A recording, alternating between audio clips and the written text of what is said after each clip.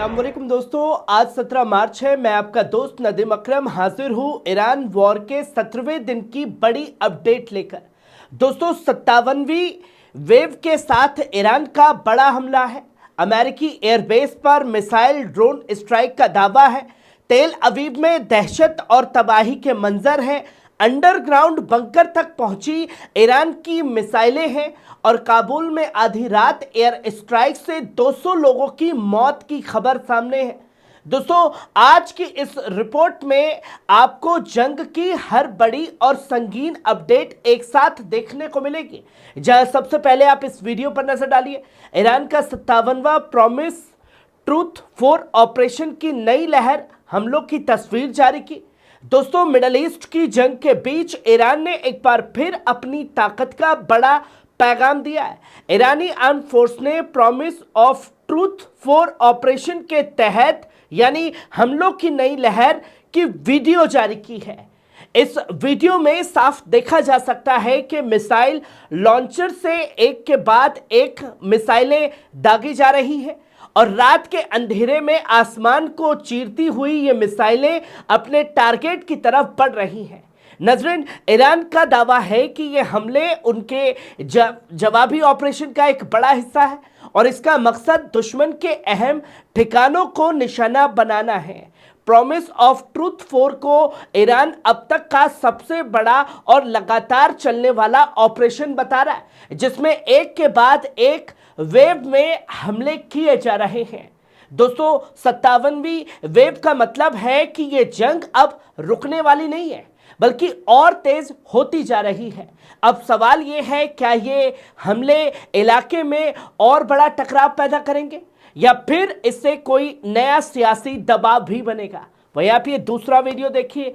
अमेरिकी एयरबेस पर मिसाइल और ड्रोन से ताबड़तोड़ वार का वीडियो जो है ईरान ने जारी किया है। दोस्तों मिडल ईस्ट की जंग के बीच ईरान ने एक और बड़ा दावा करते हुए अमेरिकी ठिकानों पर हमले का वीडियो फुटेज जारी कर दिया है। रिपोर्ट्स के मुताबिक ईरान की आईआरजीसी नेवी ने मिसाइल और ड्रोन के जरिए एक साथ हमला करते हुए बहरीन के शेख ईसा और यूएई के अल दफरा एयरबेस को निशाना बनाया। इन ठिकानों पर अमेरिकी फाइटर जेट्स तैनात बताए जाते हैं और ईरान का दावा है कि इस ऑपरेशन में radar system, control tower, hanger और फ्यूल डिपो को निशाना बनाया गया है।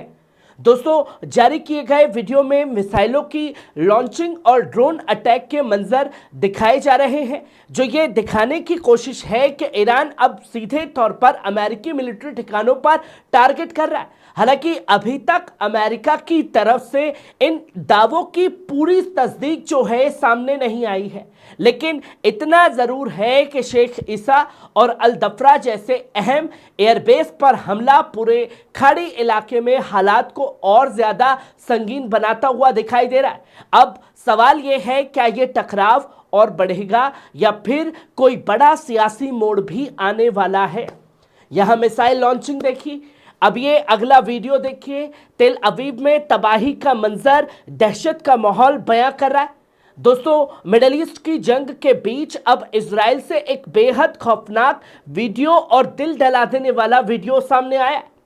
सोशल मीडिया पर एक वीडियो इजरायली सेटलर्स का बयान वायरल हो रहा है, जिसमें वो कहता है चारों तरफ तबाही है, जिस्म के टुकड़े पड़े हैं, मिसाइलें गिर रही हैं और कोई उन्हें रोक नहीं पा रहा है। नेतन्याहू ने इजराइल का डेथ सर्टिफिकेट साइन कर दिया। अब हमें कौन बचाएगा। दोस्तों ये मैं नहीं कह रहा हूं, इजरायली लोग कह रहे हैं, पर सब कुछ दिखाने की कोशिश ये हो रही है कि इजराइल में सब कुछ नॉर्मल है, पर इजराइल में कुछ भी नॉर्मल नहीं है।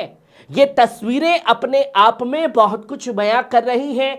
अब ईरान हमले कर रहा है, ईरान के हमले साफ तौर पर दिखाई दे रहे हैं, मिसाइलें गिर रही हैं, तबाही के वीडियो लगातार सामने आ रहे हैं, पर इजराइल और अमेरिका यही कह रहा है कि कुछ नहीं हो रहा है। उसमें से कुछ लोग ये कहते हैं कि जब ईरान के हमलों से कोई मर ही नहीं रहा है तो इन हमलों का फायदा क्या है। दोस्तों जंग को रोमांच के तरीके से मत देखिए। एक नैरेटिव बनाया जाता है जिसमें सामने वाला यह दिखाता है कि उसे कोई फर्क नहीं पड़ रहा है, पर फर्क आम पब्लिक को पड़ रहा है। ये तस्वीरें दुनिया के सामने है। वहीं अब आप ये अगला वीडियो देखिए, ये भी तेल अवीव से सामने आया है। दावा ये किया जा रहा है इस वीडियो में कि मिडल ईस्ट की जंग के बीच एक बेहद बड़ा और हैरान करने वाला दावा सामने आया। रिपोर्ट्स के मुताबिक ईरान की एक मिसाइल ने पहली बार तेल अवीव में मौजूद बिल्डिंग के अंडरग्राउंड बंकर को निशाना बनाया है। दोस्तों, अंडरग्राउंड बंकर वो जगह होती है जहां जंग के दौरान लोग अपनी हिफाजत के लिए पनाह लेते हैं और इन्हें आमतौर पर सबसे महफूज माना जाता है। लेकिन इस दावे के बाद अब यह सवाल उठ रहा है, क्या इजराइल का सबसे मजबूत डिफेंस सिस्टम भी कमजोर पड़ रहा है? बताया यह जा रहा है कि मिसाइल ने बिल्डिंग के अंदर तक जाकर नीचे मौजूद बंकर को नुकसान पहुंचाया है, जिससे वहां मौजूद लोगों में दहशत फैल गई है।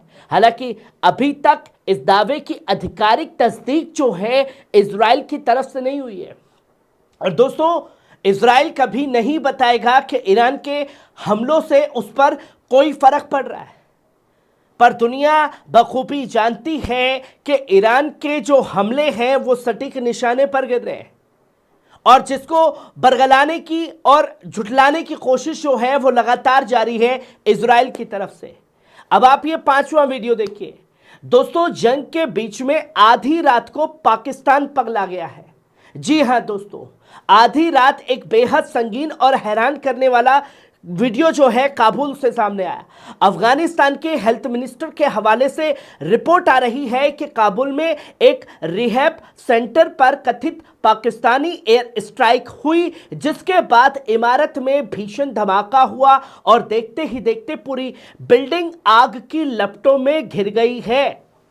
रिपोर्ट्स में यह दावा किया जा रहा है कि इस हमले में करीब 200 लोग के मारे जाने की खबर सामने आ रही है, जबकि कई लोग अब भी मलबे के नीचे फंसे बताए जा रहे हैं। दोस्तों, सोशल मीडिया पर सामने आ रहे वीडियो में साफ तौर पर दिखाई देता है कि धमाके के बाद पूरी इमारत आग में जलती हुई नजर आ रही है और चारों तरफ अफरा तफरी का माहौल है। दोस्तों, कुछ सियासी हलकों में यह भी बार बार कहा जा रहा है कि मिडल ईस्ट में चल रही जंग से ध्यान हटाने के लिए अफगानिस्तान में हालात भड़काए जा रहे हैं अमेरिका के कहने पर पाकिस्तान द्वारा, और इसी वजह से पाकिस्तान पर उंगलियां भी उठ रही हैं। आपको याद दिला दूं, 28 फरवरी को जब ईरान के रहबर अयतुल्ला अली खमेनी साहब की शहादत की खबर आई थी, तब भी इलाके में अचानक दूसरे मोर्चे पर तनाव बढ़ाने लगा था। अब उसका बड़ा सवाल यह है, क्या यह हमला वाकई पाकिस्तान ने किया या फिर मिडल ईस्ट की जंग के बीच एक नया मोर्चा खोलने की कोशिश की जा रही है? फिलहाल हालत बेहद नाजुक है और पूरी दुनिया की नजर अब काबुल और इस पूरे इलाके पर टिकी हुई है। दोस्तों, जहां अपने हथियारों का इस्तेमाल होना था, गजा जलता रहा, गजा में हजारों बच्चों को शहीद कर दिया गया, तमाम बकैती होती रही कि भैया हम कूदेंगे, हम ये करेंगे, हम वो करेंगे, पर पाकिस्तान की तरफ से कुछ नहीं हुआ। और अब जब बाप को घेरा जा रहा है, जिसके इशारे पर शहबाज शरीफ पाल पोस करके बड़ा हो रहा है, उस बाप को जब मार पड़ रही है तो ध्यान भटकाने के लिए लगातार एयर स्ट्राइक अफगानिस्तान पर की जा रही है। किसके इशारे पर?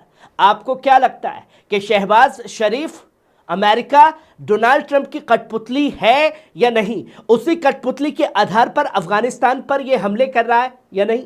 खबर कैसी लगी कमेंट बॉक्स में आकर के अपनी राय जरूर दीजिएगा। शुक्रिया।